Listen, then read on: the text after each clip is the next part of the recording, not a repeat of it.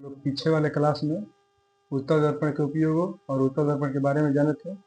आज हम लोग आवर्धन और दर्पण सूत्र के बारे में जानकारी प्राप्त करेंगे। दर्पण सूत्र के मतलब यानी कि प्रतिबिंब दूरी, वस्तु दूरी और फोकस दूरी के बीच में एक संबंध द्वारा दर्शाया जाता है, उसी को हम लोग दर्पण सूत्र बोलते हैं। यानी कि अगर दर्पण सूत्र, अगर मान लीजिए आपका परिभाषा अगर लिखना चाहे दर्पण सूत्र का, तो लिखेंगे वस्तु दूरी u कामा प्रतिबिंब दूरी v, प्रतिबिंब दूरी v और फोकस दूरी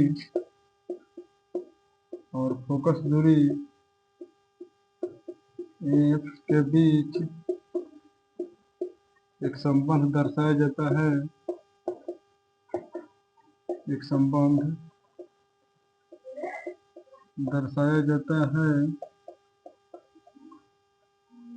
जिसे दर्पण सूत्र कहा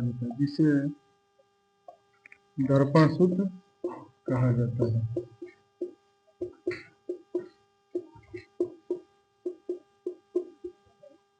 यानी कि दर्पण सूत्र आपका आता है 1/v प्लस 1/u बराबर आपका होता है 1/f। यही आपका दर्पण सूत्र होता है। और ये आपका क्वेश्चन ऑब्जेक्टिव के रूप में पूछा भी हुआ है कि दर्पण सूत्र निम्न में कौन है। तो दर्पण सूत्र आपका होता है 1/v प्लस 1/u बराबर 1/f, जहाँ v बराबर आपका हो जाएगा वस्तु दूरी, v बराबर हो जाएगा प्रतिबिंब दूरी, u बराबर आपका हो जाएगा वस्तु दूरी,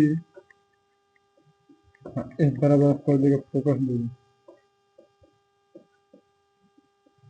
इसी को हम लोग बोलेंगे दर्पण सूत्र, यानी कि वस्तु दूरी, प्रतिबिंब दूरी और फोकस दूरी के बीच के संबंध को एक सूत्र द्वारा दर्शाया जाता है, उसी को हम लोग बोलेंगे दर्पण सूत्र। और दर्पण सूत्र आपका होता है 1/v प्लस 1/u बराबर 1/f।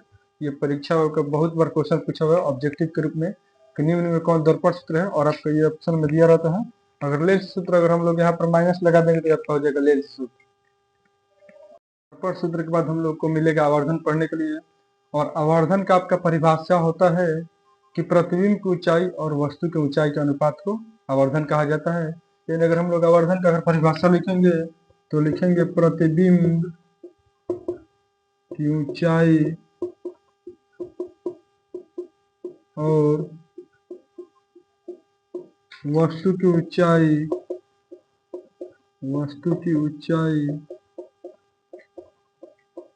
के अनुपात को आवर्धन कहा जाता है। आवर्धन कहा जाता है, प्रतिबिंब की ऊंचाई और वस्तु की ऊंचाई को हम लोग आवर्धन बोलेंगे। और इसको निचले आवर्धन को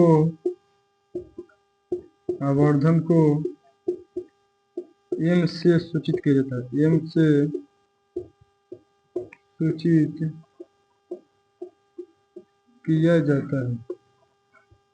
यानी जो आपका आवर्धन होता है उसको हम लोग m से सूचित करते हैं। और आपका आवर्धन बराबर अगर हम लिखना चाहें आवर्धन बराबर, तो इसको लिख सकते हैं प्रतिबिंब की ऊंचाई, अब बटा लिख देंगे वस्तु की ऊंचाई। प्रतिबिंब की ऊंचाई और वस्तु की ऊंचाई, आवर्धन को हम लोग m से डिनोट करते हैं। अब प्रतिबिंब की ऊंचाई आपका होता है यहाँ पर, प्रतिबिंब की ऊंचाई को हम लिखते हैं v, तो प्रतिबिंब की ऊंचाई को हम लिख देंगे v और वस्तु की ऊंचाई को हम लोग लिखते हैं u। लेकिन यहाँ पर देखेंगे अगर दर्पण में अगर जिक्र करेंगे तो माइनस में होगा, तो यहाँ पर लिखेंगे m बराबर आपका आ जाएगा माइनस v/u, यानी आवर्धन का आपका फॉर्मूला हो जाएगा m बराबर माइनस v/u। आवर्धन भी आपका परीक्षा में पूछा हुआ क्वेश्चन है, तो इसका आप लोग ध्यान से देख लीजिए। इतना अगर आप लिख देते हैं तो परीक्षा आपका 2 में 2 नंबर मिल जाएगा, 1 नंबर भी नहीं कटेगा। तो इस क्वेश्चन का आप लोग ध्यान से देख लीजिएगा। मान लीजिए अगर हम लोग आवर्धन का अगर सूत्र लगाकर हम लोग कोई इक्वेशन को अगर सॉल्व करेंगे, तो इसमें मान लीजिए अगर m का मान मतलब आवर्धन का मान अगर आपका ऋणात्मक आ गया, आवर्धन का अगर मान आपका ऋणात्मक आता है, ऋणात्मक, तो समझिए कि वह वस्तु की अपेक्षा कैसा होगा, वस्तु की अपेक्षा उल्टा बनेगा। वस्तु की अपेक्षा उल्टा आपको मालूम है कि जो वस्तु की अपेक्षा उल्टा है उसको हम लोग बोलते हैं वास्तविक प्रतिबिंब। और प्रतिबिंब आपका कैसे बनेगा, प्रतिबिंब यहाँ पर प्राप्त होगा प्रतिबिंब, प्रतिबिंब आपका यहाँ पर बनेगा काल्पनिक, सॉरी काल्पनिक नहीं, वास्तविक बनेगा। यानी अगर आवर्धन का मान अगर ऋणात्मक होगा तो प्रतिबिंब उल्टा बनेगा, और प्रतिबिंब कैसे बनेगा भाई, तो वास्तविक बनेगा। अगर मान लीजिए आवर्धन का मान अगर धनात्मक आता है, आवर्धन का मान मान लीजिए अगर धनात्मक आ गया, धनात्मक अगर आता है तो इसका प्रतिबिंब बनेगा सीधा, प्रतिबिंब इसका कैसे बनेगा, सीधा। और जब इसको अगर देखेंगे तो प्रतिबिंब जब सीधा बनता है तो उसको हम लोग बोलते हैं काल्पनिक या आभासी प्रतिबिंब। तो इसका प्रतिबिंब बनेगा आपका, प्रतिबिंब इसका बनेगा काल्पनिक, काल्पनिक या आभासी बनेगा। ये 2 पॉइंट को आप लोग ध्यान से रख लीजिएगा। यानी कि अगर आवर्धन का मान अगर ऋणात्मक होता है तो प्रतिबिंब आपका वास्तविक बनेगा, और वह वस्तु के अपेक्षा कैसा होगा, उल्टा होगा। अगर आवर्धन का मान अगर धनात्मक आता है तो प्रतिबिंब बनेगा काल्पनिक या आभासी, और वस्तु की अपेक्षा सीधा होगा। और एक पॉइंट अगर इसमें और जोड़ना चाहेंगे तो आपको मालूम है कि जो वास्तविक प्रतिबिंब होता है पर्दे पर प्राप्त नहीं होता, तो ये पर्दे पर प्राप्त नहीं होगा, लेकिन ये पर्दे पर प्राप्त हो जाएगा। पहला चैप्टर मतलब प्रकाश का परिवर्तन के हम लोग बेसिक चीजों को समझ चुके हैं। अब इससे मतलब जो जो क्वेश्चन परीक्षा में आया हुआ है उसको अब हम लोग देखेंगे। इस चैप्टर से हम लोग 3-4 फार्मूलों को हम लोग मतलब 3-4 फार्मूला इसमें है, तो 3-4 फार्मूला में आपका एक है F बराबर R/2, एक हम लोग दर्पण क्षेत्रफल है 1/v प्लस 1/u बराबर 1/f, और एक हम लोग पढ़े आवर्धन का तो -v/mu। ये 3 फार्मूला पे, और ये तीनों फार्मूला का आप लोग माइंड में रखिएगा, क्योंकि इस पर न्यूमेरिकल पूछता है। मान लीजिए यहाँ पर अगर लिखेंगे जहां R बराबर है आपका हो जाएगा त्रिज्या, ये बराबर आपका हो जाएगा फोकस दूरी, ये बराबर आपका हो जाएगा वस्तु दूरी, और v बराबर आपका हो जाएगा प्रतिबिंब दूरी। तो आपका यहाँ पर 3 फार्मूला दिया है, और तीनों फार्मूला का आप लोग ध्यान रखेगा। मान लीजिए अगर आपका क्वेश्चन है कि इसमें है कि क्वेश्चन पूछा हुआ है कि किसी अवतल दर्पण की फोकस दूरी 32 सेंटीमीटर है, तो इसकी त्रिज्या क्या होगी। मान लीजिए यहाँ पर क्वेश्चन हम लिखते हैं, आपका क्वेश्चन है किसी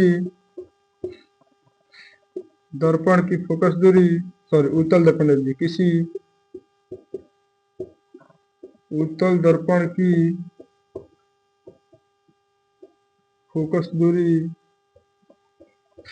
32 सेंटीमीटर है, तो वक्रता त्रिज्या क्या होगी, वक्रता त्रिज्या क्या होगी। ये क्वेश्चन आपका पूछा भी हुआ है। क्वेश्चन बोला किसी उत्तल दर्पण की फोकस दूरी 32 सेंटीमीटर है।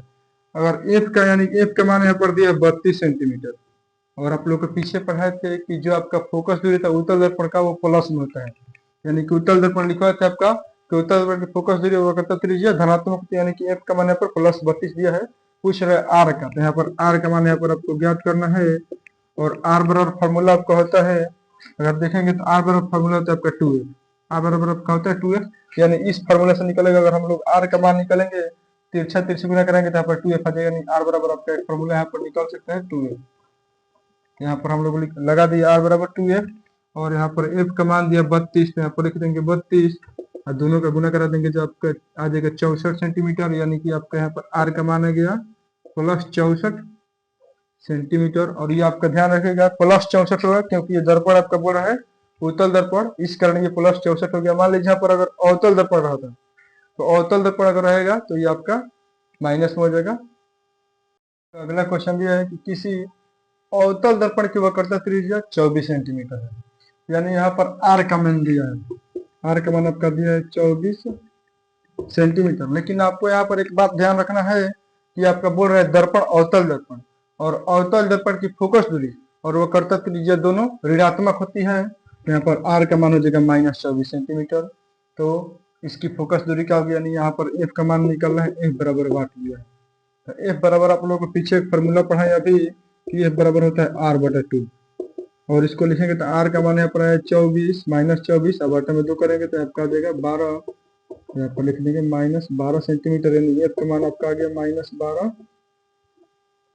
सेंटीमीटर। इस टाइप का न्यूमेरिकल आपका परीक्षा में 1 नंबर में पूछता है, कभी कभी इसमें 2 नंबर का भी देता है। बहुत ही सिंपल, इसको मतलब इसमें 2 फार्मूला का यूज करना है। एक आपका ये वाला फार्मूला है, ए बराबर r/2, और ये एक फार्मूला ये है r बराबर उसका 2f। इसी 2 फार्मूलों को अगर हम लोग यूज करेंगे और ये न्यूमेरिकल बिल्कुल आसानी तरीके से बन जाएगा। मान लीजिए अगर उत्तल दर्पण अगर है, उत्तल दर्पण, तो उत्तल दर्पण रहेगा तो इसकी फोकस दूरी और वक्रता त्रिज्या दोनों क्या होगी, प्लस में होगा। अगर मान लीजिए अगर अवतल दर्पण है, अवतल दर्पण रहेगा तो इसकी दोनों की फोकस दूरी और वक्रता त्रिज्या दोनों आपके यहाँ पर माइनस में होता है, यानी कि दोनों ऋणात्मक होता है। जब भी अवतल दर्पण बोलेगा तो हमेशा ऋणात्मक होगा, उत्तल दर्पण हमेशा प्लस में होता है। तो इस बात को आप लोग ध्यान दीजिएगा।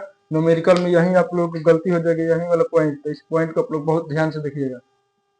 तक वीडियो आप लोगों को अच्छी तरीके से समझ में आई होगी। अगर नहीं आई है तो आप लोग जहाँ भी आप लोग अगर दिक्कत है तो कमेंट कर दीजिए, हम लोग उस टॉपिक पर वीडियो बना देंगे।